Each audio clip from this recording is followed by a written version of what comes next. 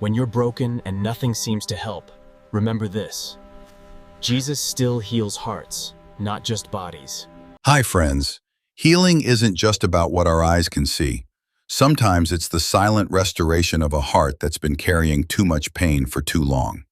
The Bible says in Matthew 9:35 that Jesus went through all the towns, teaching, preaching the good news, and healing every disease and sickness. But notice something. It says every sickness. That means physical pain, emotional scars, even the wounds we try to hide behind a smile. Jesus didn't turn anyone away. He didn't ask if they were worthy. He simply touched, spoke, and restored. Maybe you've been praying for healing, and it feels like nothing's changing. But healing isn't always instant. Sometimes it's a quiet process where God works in layers, restoring what's been broken piece by piece. Every time you trust Him, something inside you mends a little more. Let today be the day you let Him touch those hidden parts of your life.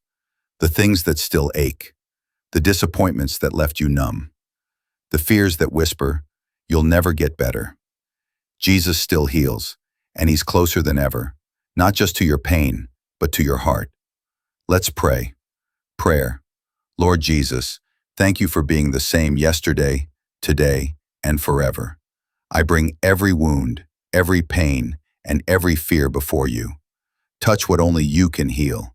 Restore my heart, my mind, and my body, and remind me that your love is my greatest healing. Amen.